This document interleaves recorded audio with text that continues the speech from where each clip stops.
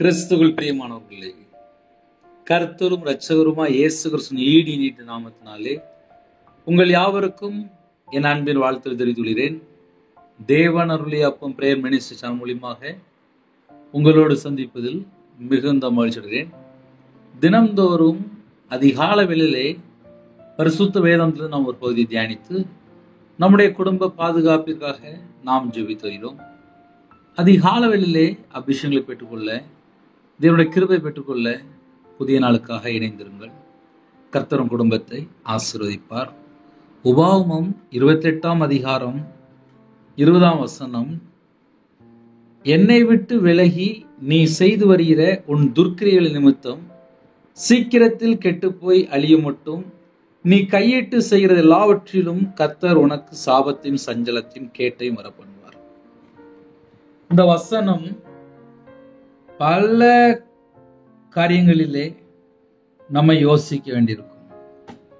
ஏன்னா ஆவிக்குரிய பிள்ளைகள் ஆசீர்வாதங்களை பெற்றுக்கொள்ளணும் அப்படின்னா இந்த வசனம் கர்த்தருடைய பிள்ளைகள் மறக்க கூடாது. எப்படி பிரதர் அப்படின்னா, கர்த்தரை விட்டு விலகும் போது அவங்க எவ்வளவு சம்பாதித்தாலும் எவ்வளவு வருமானம் வந்தாலும் அந்த வருமானம் எல்லாமே வீண் செலவா மாறிவிடும்.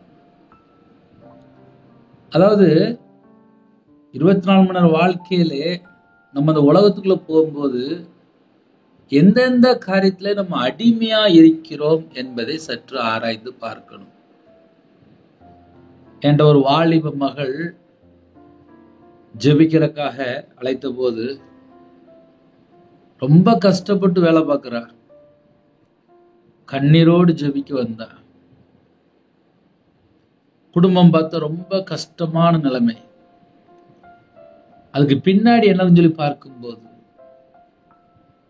பல வருஷமாக அவங்களுடைய வாழ்க்கையில என்னெல்லாம் தொடரும். இந்த காலவெளியில நம்ம எப்படி யோசித்து பார்க்கணும் அப்படின்னா, எல்லா குடும்பமும் ஆசீர்வாதமா இருக்கா? நம்ம எல்லாரும் ஆசீர்வாதமா இருக்கிறோமா? இப்ப கையில இருக்க செல்போனே நிறைய குடும்பத்துல ஆபத்தா இருக்கு. செல்போன் வந்த புதுசுல அதை தனியா வைக்கணும், அந்த செல்போன் ரொம்ப பாதுகாப்பா வைக்கணும் அப்படிம்பாங்க. ஆனா இப்போ 24 மணி நேரத்துல 18 மணி நேரம் செல்போன் பார்க்கிற வாலிப பையங்க இருக்கிறாங்க. ஒரு குடும்பத்துல ஒரு தாயார் ஜெபிக்க வரும்போது என்கிட்ட என்ன தெரியுமா சொன்னாங்க, எனக்கு கணவர் கிடையாது, என் பையன் 2வது வருஷம் படிக்கிறான், 2 மாசமா காலேஜுக்கு போகல, வீட்டுக்குள்ளே தான் இருக்கான், வெளியே போக மாட்டேங்கா, 2 செல்போன் வச்சிருக்கான், ரீசார்ஜ் பண்றான், 2 செல்போன்ல காலையில இருந்து ராத்திரி வீட்டுக்குள்ள இருந்து செல்போன் தான் பார்க்கான். என் பையன் குணமாகணும், செல்போன் அடிமையிலிருந்து வெளியில வரணும். நான் டீச்சரா இருக்கனால நான் வேலைக்கு போயிருந்தேன், அவன் காலேஜுக்கு போகல, படிக்க மாட்டேங்கான், யார்ட்டையும் பேசவும் இல்லை. ஆனா காலையில இருந்து ராத்திரி வரைய செல்போனை மட்டும் பார்த்துட்டே இருக்கான். என்ன செய்யன்னு தெரியல பிரதர், கொஞ்சம் ஜெபம் பண்ணுங்களேன் அப்படின்னாங்க. ஒரு வாலிப சகோதரி ராத்திரி ஃபுல்லா செல்போன்,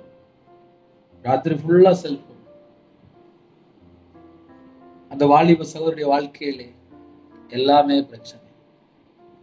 ஒரு குடும்பம் ஏன் கஷ்டப்படும் சொல்லி பார்க்கும்போது செல்போன்ல மூழ்கி கிடக்குறாங்க.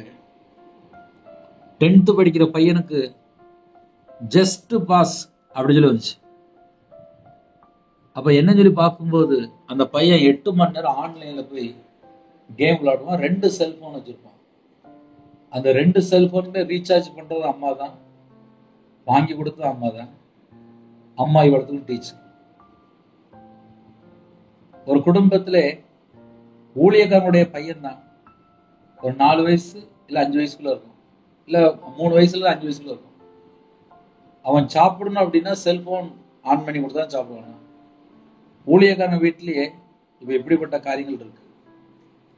இந்த கடைசி காலம் கர்த்தரை விட்டு வழி விலகி போறதுக்கு நம்ம கையிலே செல்போன் வந்துட்டு ரட்சிக்கப்பட்ட நாள்ல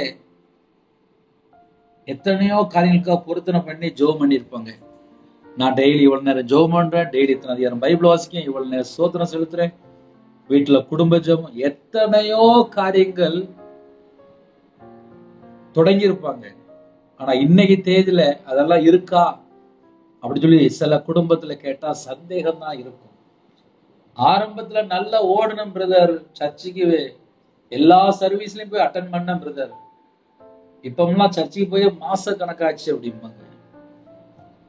எனக்கு இயேசுவை ரொம்ப பிடிக்கும், நான் முழுக்க ஞானஸ்தானம் எடுத்துட்டேன் அப்படிம்பாங்க. அதுக்கப்புறம் என்ன பண்ணிட்டீங்கன்னு சொல்லி கேட்டா, விக்கிரகத்துல போய் பாவத்துல இருக்க ஒரு மனுஷனை போய் பழகி திருமணம் முடிச்சு அந்த மகளுடைய வாழ்க்கை பார்த்தா தாறுமாறா இருக்கும். இதெல்லாம் பின்னாடி என்ன சொல்லி பார்க்கும்போது கர்த்தரை விட்டு தள்ளி போகும்போதுதான் ஒரு மனுஷனோட வாழ்க்கையில கண்ணீர், கஷ்டம், பிரச்சனை, பலவிதமான வேதனைகள்.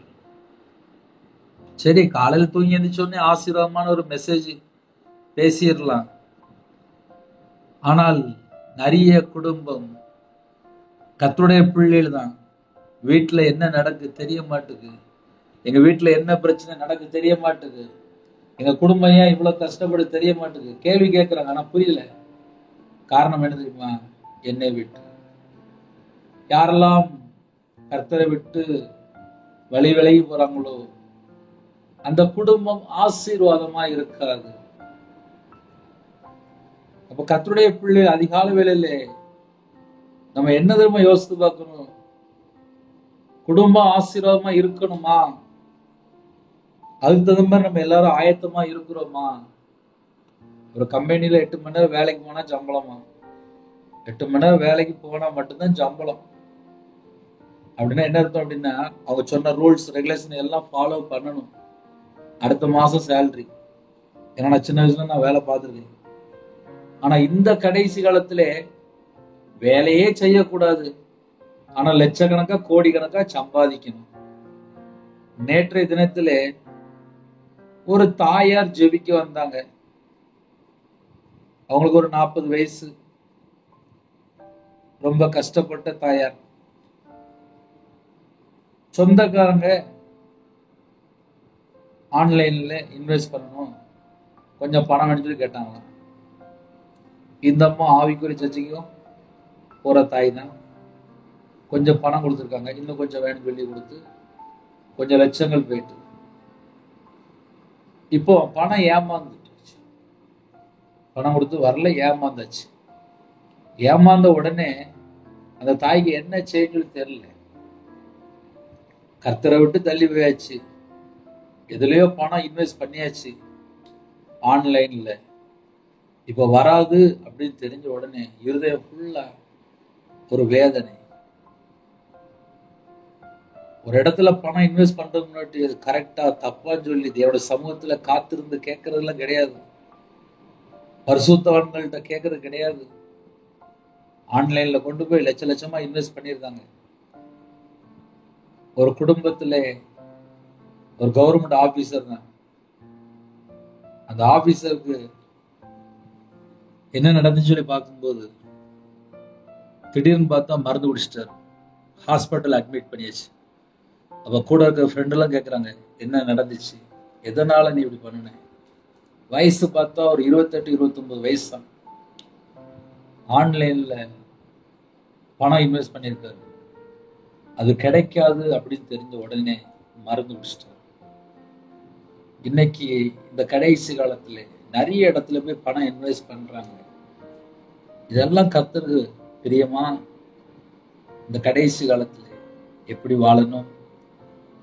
என்னை விட்டு விலகி, ஒரு மனுஷன் கர்த்தரை விட்டு விலகியாச்சுனாலே தீமையில போய் சிக்கி கொள்வான்.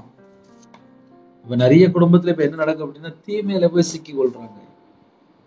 தீமையில போய் சிக்கி கொண்டதுக்கு அப்புறம் பரிதபிக்கிறாங்க, ஐயோ ஐயோ ஐயோன்னு சொல்லி புலம்புறாங்க. எரேமியா 2:13 அழகா எழுதப்பட்டிருக்கு, என் ஜனங்கள் 2 தீமைகளை செய்தார்கள், 2 தீமைகளை செய்தார்கள். ஜீவ தண்ணீர் ஊற்றாகிய என்னை விட்டு விட்டார்கள். தண்ணீர் நிற்காத தொட்டிகளாகிய வெடிப்புள்ள தொட்டிகளை தங்களுக்கு வெட்டி கொண்டார்கள். இயேசு கிறிஸ்துவை விட்டு ஒரு மனுஷன் தள்ளி போகும்போது அது வெடிப்புள்ள தொட்டியா இருக்கும்.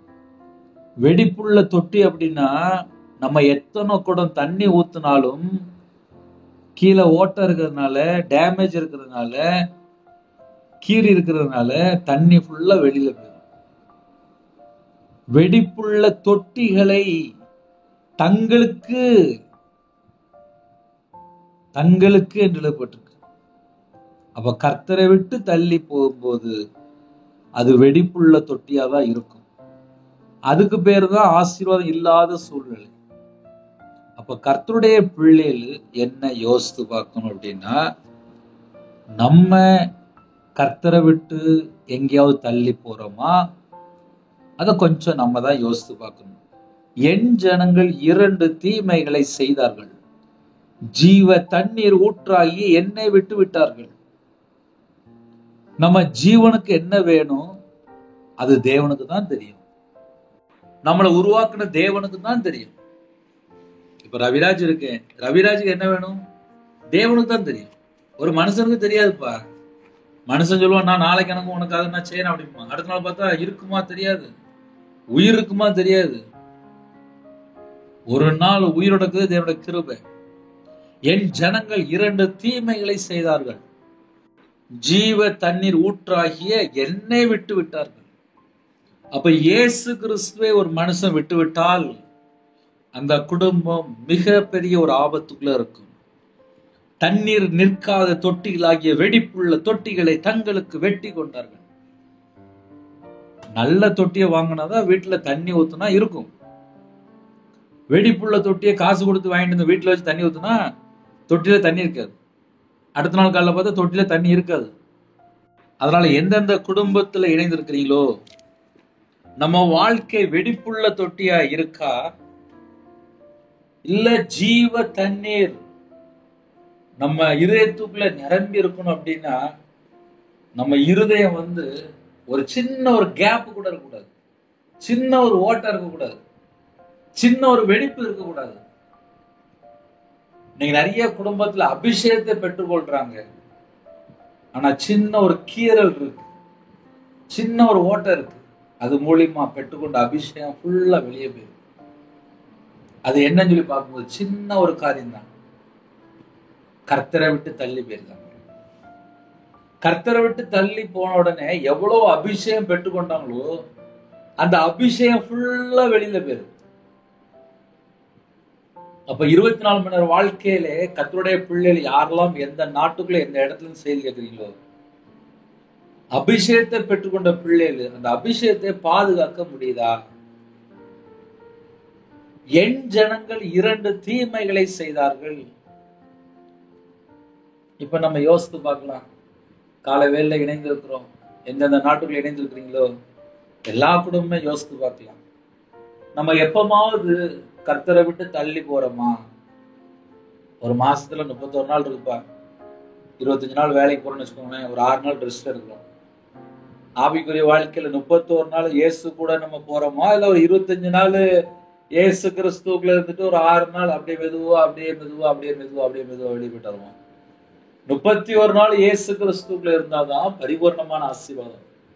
அந்த 6 நாள் வெடிப்புள்ள தொட்டி ஒருவேளை நம்மளோட வாழ்க்கையில இருக்குமானால் நிறைய ஆசீர்வாதங்களை இழந்து போயிடும். ஏன்னா 5 நாள் வேலை பார்ப்பாங்க, சனிக்கிழமை ஞாயிற்றுக்கிழமை லீவு அப்படிம்பாங்க. சனிக்கிழமை ஞாயிற்றுக்கிழமை லீவு சொல்லிட்டு அப்படியே கார் எடுத்து எங்கேயா போயிடுவாங்க. அவனோட வாழ்க்கையில பார்த்தா கர்த்தரை தேடினால் ஆசீர்வாதம், கர்த்தரை விட்டு தள்ளி போனால் கேடான கருத்துல போயிடுவாங்க. அப்போ ஒரு குடும்பம் ஆசீர்வாதமா இருக்கணும் அப்படின்னா தேவனோட வார்த்தைகளை நிலைத்திருக்கிறாங்களா, இல்ல கர்த்தரை விட்டு தள்ளி போறாங்கன்னு சொல்லி யோசிக்கணும். என் ஜனங்கள் 2 தீமைகள் செய்தார்கள். 2 கம்ப்ளைண்ட். ஜீவ தண்ணீர் ஊற்றாகி என்னை விட்டு விட்டார்கள். இயேசு கிறிஸ்துவை விட்டு விட்டா என்ன நடக்கும்? ஜீவ தண்ணி இருக்காது, ஆசீர்வாதம் இருக்காது. தண்ணீர் நிற்காத தொட்டிகளாகிய வெடிப்புள்ள தொட்டிகளை தங்களுக்கு வெட்டி கொண்டார்கள். தண்ணீர் நிற்காத தொட்டிகளை போய் யாராவது செலக்ட் பண்ணுவாங்களா? இப்ப நிறைய குடும்பத்திலே தேவனை விட்டுருக்காங்க, மனுஷனை சூஸ் பண்றாங்க. கேட்டா எனக்கு அவன் ரொம்ப பிடிக்கும் அப்படிம்பாங்க, கேட்டா எனக்கு அவங்க ரொம்ப பிடிக்கும் அப்படிம்பாங்க, கேட்டா யார் நல்ல ஃப்ரெண்டு அப்படிம்பாங்க. கொஞ்ச நாள் இருக்கும், அப்புறம் கொஞ்ச நாள் பார்த்தா அந்த நல்ல ஃப்ரெண்டு காணாம போயிடும். இந்த கடைசி காலத்துல யாருமே நிரந்தரம் கிடையாது. இன்னைக்கு இருக்கிற ஜனம் நாளைக்கு இருக்குமான்னு சொல்லி கேட்டா சந்தேகம்தான். இந்த கொரோனாக்கு அப்புறம் ஒவ்வொரு நாளுமே தேவனோட கிருபை மட்டும்தான், தேவனோட ஈவு மட்டும்தான். கிருபையினாலதான் நம்ம உயிரோட இருக்கும். அப்ப நம்ம கடைசி காலத்துல என்ன செய்யணும் அப்படின்னா, கர்த்தருக்குள் இருக்கிறோமா இல்ல கர்த்தரை விட்டு தள்ளி போறோமா? ஏன்னா அதிகாலவில் இணைந்திருக்கிறீங்கல்ல, தேவன் அருளி அப்ப மினிஸ்டர் மூலியமா யாரெல்லாம் இணைந்திருக்கிறீங்களோ, கர்த்தருடைய பிள்ளைகள் யாரெல்லாம் இணைந்திருக்கிறீங்களோ, ஆவிக்குரிய வாழ்க்கையில வளரணும் அப்படின்னா நம்ம தேவனுக்குள்ளதான் இருக்கிறோமா? நம்மை நாம் தான் ஆராய்ந்து பார்க்கணும். நமக்கு யாரும் வந்து சொல்லிலாம் தரமாட்டாங்க. ஏன்னா அந்த கடைசி காலம் அப்படிதான் போயிட்டு இருக்கு.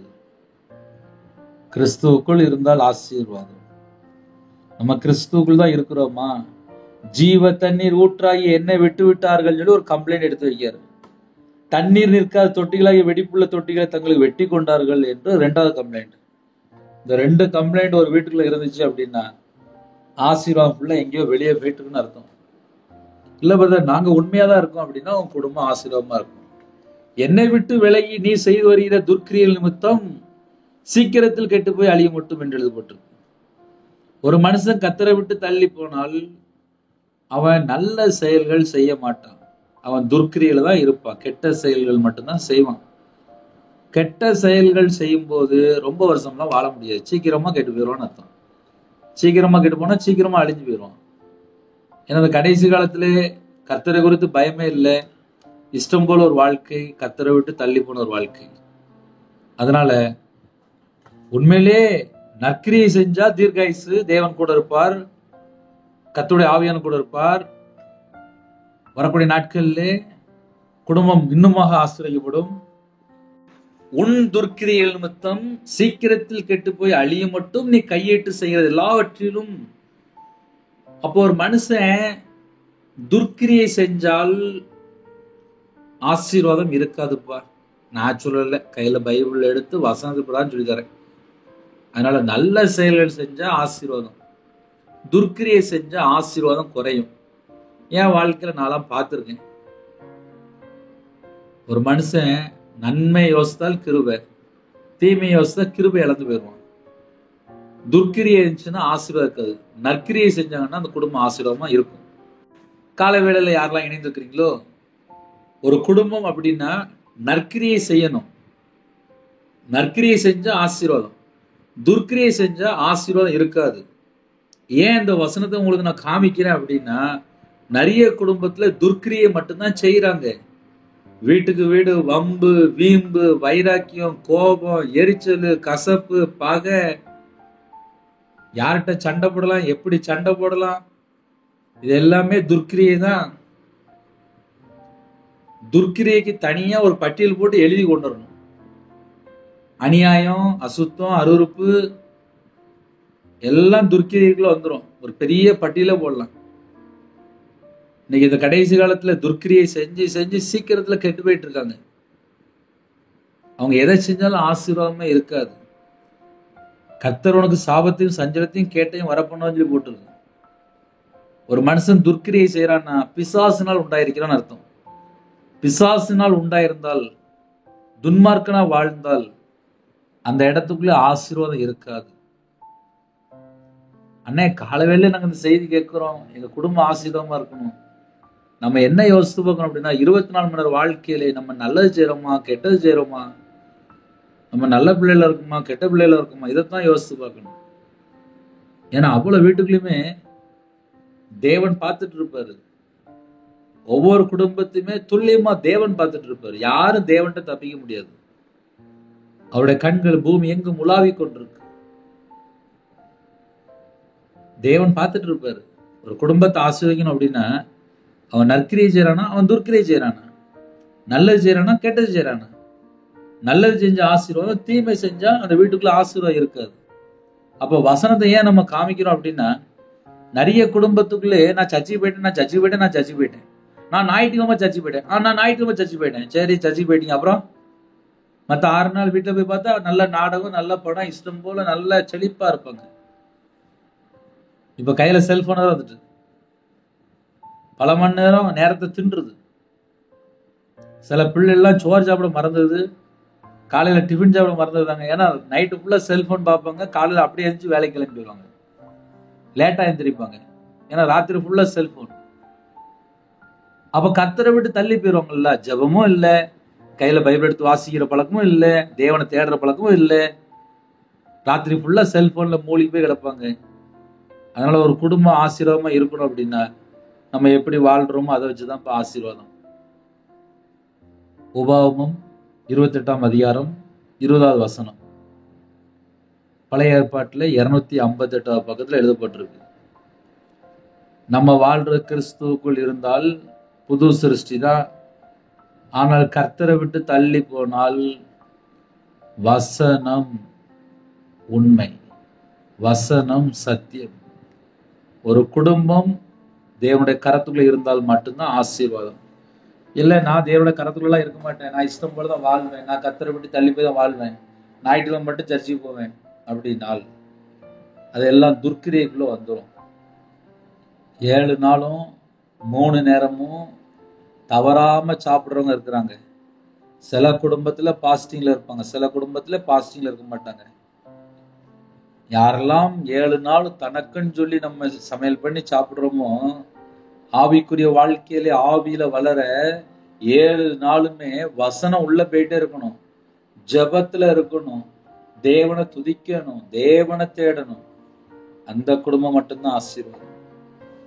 அதனால யாரெல்லாம் இணைந்திருக்கிறீங்களோ, உண்மையிலே நம்ம தேவனுடைய பிள்ளையா இருக்கிறோமா? நம்முடைய வாழ்க்கையில நற்கிரியை இருக்கா, துர்க்கிரியை இருக்கா? இதெல்லாம் நம்ம தான் யோசித்து பார்க்கணும். ஒருவேளை துர்க்கிரியை இருக்கு அப்படின்னா வசனம் தெளிவாக எழுதப்படும், சீக்கிரத்தில் கெட்டு போய் அவனோட வாழ்க்கையில சீக்கிரமா ஒரு ஆபத்து வரப்போன்னு அர்த்தம். 2வது, அழியும் மட்டும், அழிஞ்சே போயிடுவாங்க. ஒரு குடும்பத்துல ஒரு தாயார் ஒரு ஜெப குறிப்பு கொண்டு வந்தாங்க. அப்போ என்னன்னு சொல்லி கேட்டேன்.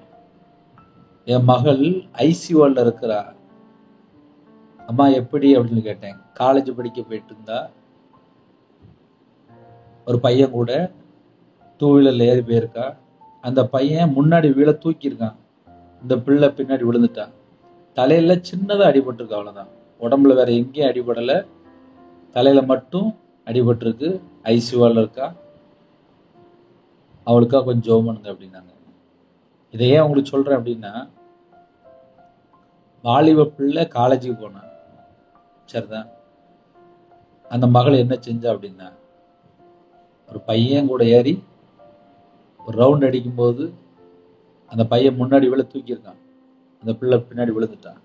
கரெக்டா பின் பக்கம் தலையில அடிபட்டிருக்கு, தலையில அடிபட்டிருக்கு, ஐசியூல இருக்கா. இதெல்லாம் நிறைய குடும்பத்திலே கர்த்தரை விட்டு தள்ளி போயிடுவாங்க. கர்த்தரை விட்டு தள்ளி போகும்போது என்ன ஆபத்து வரும், என்ன வரும், எப்படி வரும் தெரிய மாட்டேங்குது. தேவனுடைய பிள்ளைகள் இப்படிதான் வாழணும்னு இருக்கு. எப்படினாலும் வாழலாம் அப்படின்னா பைபிள் அப்படி எழுதப்படலை. கர்த்தருடைய பிள்ளைகள் கர்த்தருக்கு பிரியமானபடி வாழ்ந்தால் ஆசீர்வாதம். யாரெல்லாம் காலவில் இணைந்திருக்கிறீங்களோ, ஒருவேளை குடும்பத்துக்குள்ளே வேதனை இருக்கா, கொஞ்சம் யோசித்து பார்க்கணும். ஏன்னா கர்த்தரை விட்டு வழி விலகும் போது ஆசீர்வாதம் இருக்காதான், வேதனை இருக்குமா? கெட்டு போற வாசல் தான் விரிவா திறக்கப்பட்டிருக்கு. ஏன்னா அவங்களுடைய வாழ்க்கையிலே அவங்க தேவனை தேடாமல் உலகத்துள்ள காரியத்துல போகும்போது முதல்ல ஆசீர்வாதம் குறைஞ்சிரும், 2வது வருத்தம் மட்டும்தான் இருக்கும், வேதனை மட்டும்தான் இருக்கும், 3வது கெட்டு போற காரியம் மட்டும்தான் அவங்களோட வாழ்க்கையில இருக்கும். இதெல்லாம் ஏன் வருது அப்படின்னா, கர்த்தரை விட்டு வழி விலகும் போது துர்க்கிரியைகள் உள்ள வரதுனால அவர்களுடைய பிரச்சனைகள். அதனால அவங்களுடைய வாழ்க்கையில சீக்கிரமா கெட்டு போயிடுவாங்களாம். அப்ப கர்த்தருடைய பிள்ளைகள் யாரெல்லாம் ஞானசம் எடுத்தீங்களோ, யாரெல்லாம் சர்ச்சைக்கு போற பிள்ளைகள் இணைந்திருக்கிறீங்களோ, நம்ம தேவனோட வார்த்தை கீழ்ப்படிந்தான் வாழ்றோமா என்பதை நாம் சற்று ஆராய்ந்து பார்ப்போம்.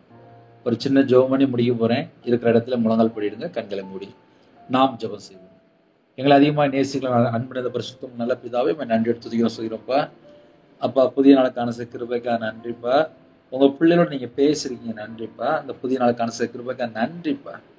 இந்த நாளிலும் யாரெல்லாம் தங்களை தாழ்த்துங்களோ எல்லா குடும்பத்தையும் கர்த்தர் வேலை அடைங்க, உங்களுடைய ரத்த கொட்டைகளை வேலை அடைங்க, புது கிருபையால் நிரப்புங்க, புது எண்ணெயால் அபிஷேகம் பண்ணுங்க, உங்களுடைய வல்லமையால் நிரப்புங்க, உங்களுடைய பிரசன்னத்தால் முருக ராஜா. ஜெப அபிஷேகம் தாங்கப்பா, வேதத்தை தியானிக்கிற பிள்ளைகளா மாறணும்ப்பா, சத்தியத்துக்குள்ள வளரணும், கிருபை தாங்க. இந்த நாள் முழுவதும் ஆசீர்வதிங்க. யாரெல்லாம் தாழ்த்துறோங்களோ ஆவிக்குரிய 9 கனிகளினாலும் ஆவிக்குரிய 9 வரனால் நிரப்புங்க. எல்லா குடும்பத்தையும் கர்த்தர் வேலை அடைங்க. யாரெல்லாம் வெளியில புறப்படுறாங்களோ எல்லா குடும்பத்தையும் கர்த்தர் பாதுகாத்து கொள்ளுங்க. டிரைவிங் லைன்ல போறாங்க, கர்த்தர் கூட இருங்க, பாதுகாத்து கொள்ளுங்க. வெளிநாட்டுல இருக்காங்க, அவங்க இருக்கிற இடத்துல சகலமான பாதுகாப்பு தாங்க. உங்க நாம மட்டும் மேம்படட்டும்.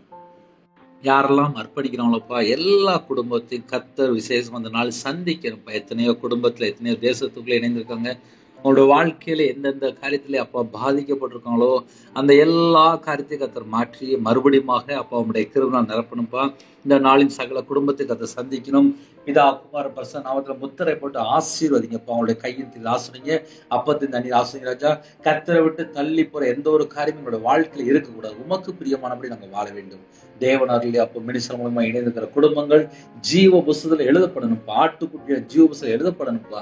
கர்த்தர் பிரியமானபடி வாழணும்ப்பா. அழைக்கப்பட்ட பிள்ளைகள் அப்பா, தெரிந்து கொள்ளப்பட்ட பிள்ளைகள், உண்மை உள்ள பிள்ளைகள் யாரெல்லாம் இணைந்திருக்காங்களோ தேவனோட ராஜ்யத்துக்குள்ள பிரவேசிக்கிறீங்களை தகுதிப்படுத்துங்கப்பா. எல்லா காரியத்தையும் கர்த்தர் மாற்றி ஆசிரியங்க. கற்பனை கைக்கொள்ள, கட்டளை கீழ்ப்படிய, தேவ சித்தத்துக்குள்ள வர, தேவனுக்கு பிரியமானபடி வாழ அப்பா அந்த கிருபைகள் தாங்கப்பா. உங்க நாம மையப்படட்டும். விசேஷம் எங்க சிந்தனை கிறிஸ்துவோட இணைப்படட்டும். எங்களோட ஆவி, ஆத்மா, சரீரம், சிந்தனை எல்லாம் இயேசு கிறிஸ்துவினால் வேலைப்பட்ட ராஜா. விசேஷமாக கல்லான் இதயத்தை எடுத்து போட்டுங்க, சரியான இதயத்தை தாங்கப்பா. உங்களுடைய நல்ல ஆவியை தாங்க ராஜா. எங்க இதயத்துக்குள்ள நீங்க வாங்கப்பா. உங்க கரத்திலே ஒவ்வொரு குடும்பத்தையும் அர்ப்பணிக்கிறோம்.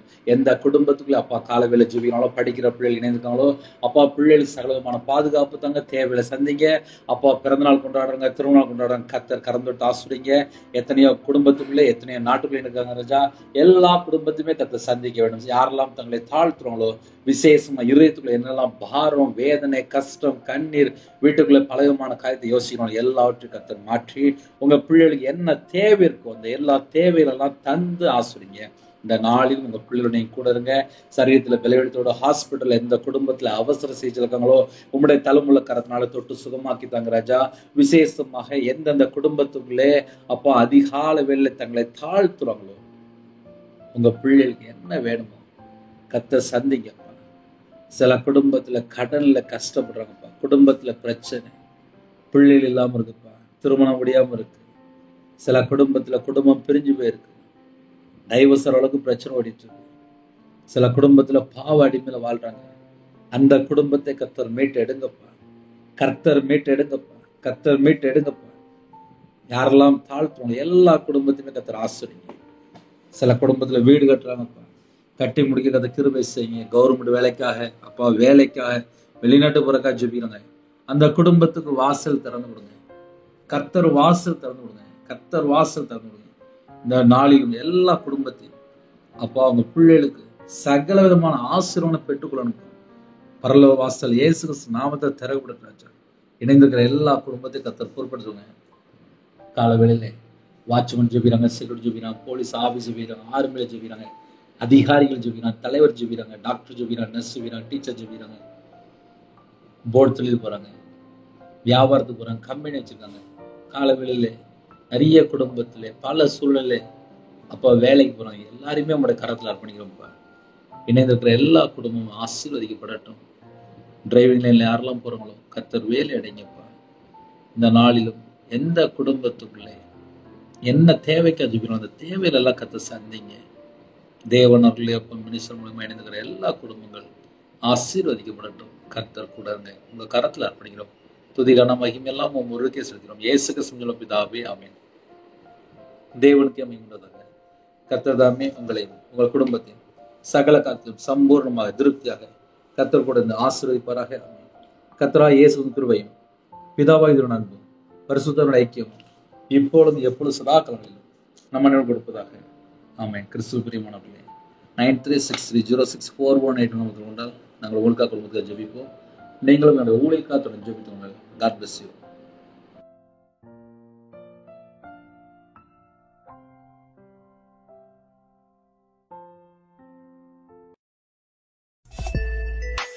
Thanks for watching. Please subscribe our channel. Click the like and share. Click the bell. God bless you.